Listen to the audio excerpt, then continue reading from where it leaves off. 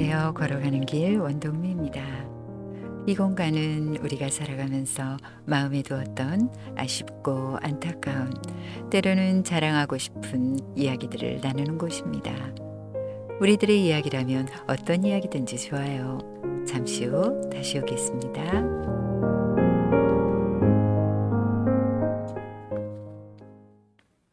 제목, 사랑으로 바꾸어준 상처들. 누군가에게는 명절이 기대가 되고 기다려지고, 누군가에게는 명절이 지겹고 없어졌으면 좋겠다는 생각을 하지 않을까 싶습니다. 곧 구정 설날입니다. 저는 명절이 조금은 아프고 아쉽게만 기억되기도 합니다. 저는 태어나서도 그리 환영받지 못한 사람이었습니다. 저희 엄마는 애삼신 지긋지긋하다는 말을 많이 했고, 제 위로도 많은 아기들이 지어졌다고 했습니다.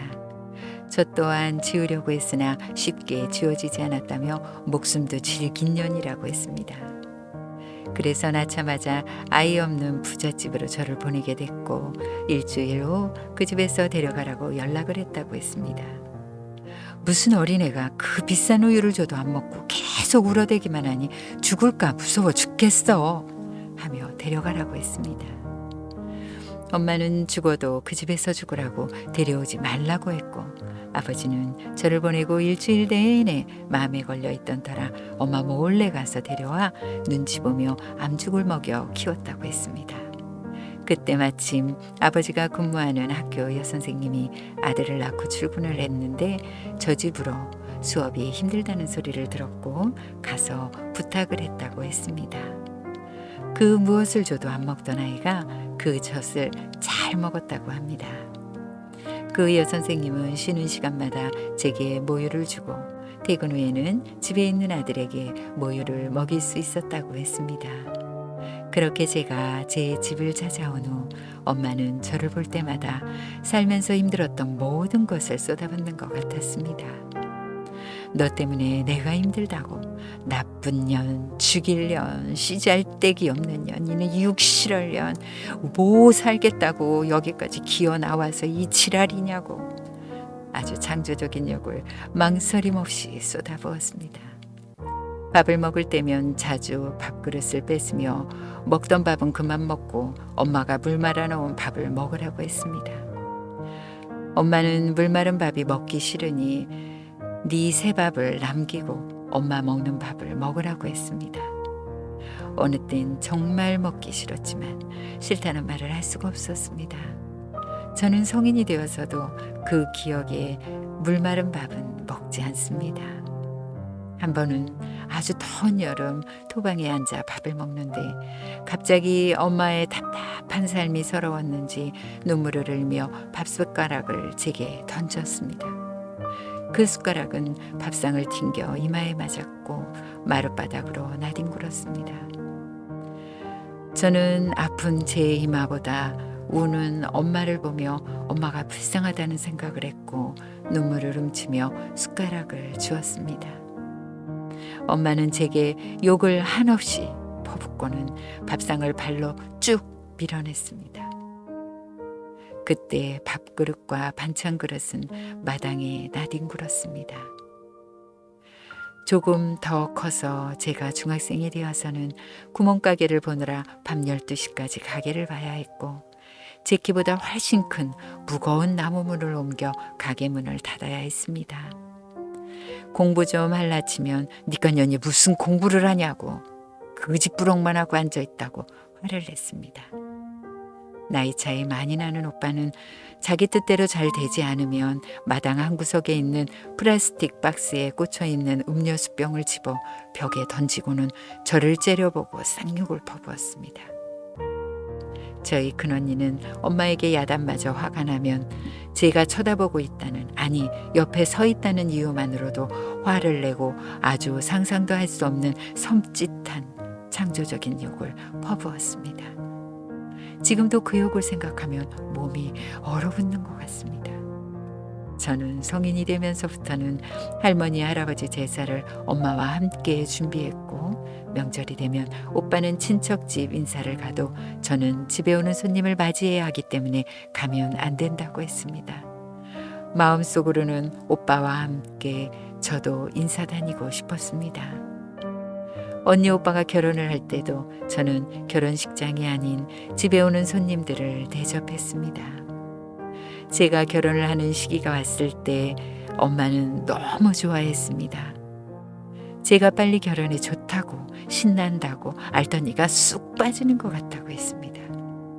결혼 준비를 하면서도 혼자 알아서 하라기에 준비는 하는데 어떻게 해야 되는지 몰라 많이 힘들고 슬펐습니다. 저를 도와줄 사람도 제가 물어봐 가면서 준비할 사람도 없었습니다. 하지만 제가 결혼을 하면 예쁨을 받을 수 있을 거란 희망을 가졌습니다. 결혼식을 마치고 시댁 식구들이 멋진 편지를 주었는데 그 편지는 한 장 한 장 저를 감동시켜 주었습니다. 하지만 감동도 잠시 달마다 제사 준비를 하고 명절이면 첫날부터 마지막 날까지 시댁에 있어야 했습니다. 명절 내내 제 의사와는 상관없이 웃으며 눈치를 보며 일을 해야 했습니다. 한 번은 고모님이 시댁에서 병이 나서 어머니 방에 쉬고 있을 때였습니다. 방문 틈으로 말소리가 들렸습니다. 저도 모르게 방문에 기대어 이야기를 들었습니다. 고모님은 배가 많이 아프다고 했고 어머님은 40이 훌쩍 넘은 고모님 배를 문지르며 담요를 덮어주고는 아주 걱정스럽게 말했습니다. 아유, 어쩌냐, 명절 때마다 이렇게 힘들어서. 저도 모르게 그 짧은 한마디에 눈물이 쏟아졌습니다. 제가 아는 시어머니는 늘 내 잘못이다, 네가 문제야, 네가 늘 초사야, 네 초사. 시장 갈 때 몰래 팔짱을 끼면 매몰차게 팔을 빼시던 그런 분.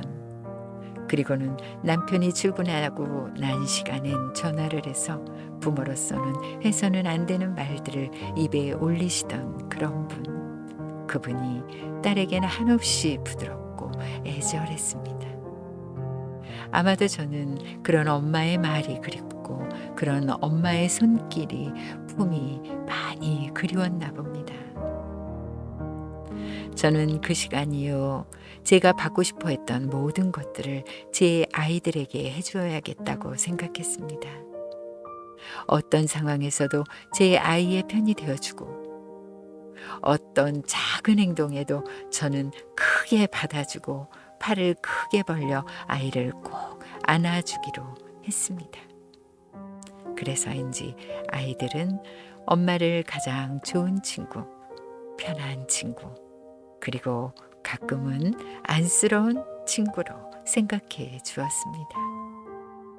그렇게 지난 노력의 시간들이 가슴 시린 눈물의 상처들을 사랑으로 바꾸어 줄 수 있었던 것 같습니다.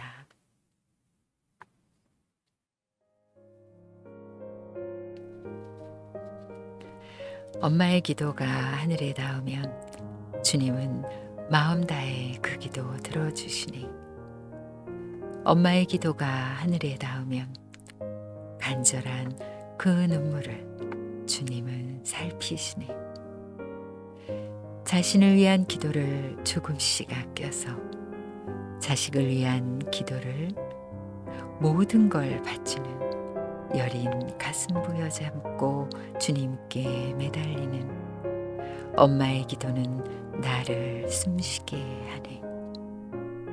지금까지 함께 해주셔서 감사합니다. 행복한 설 명절 보내세요.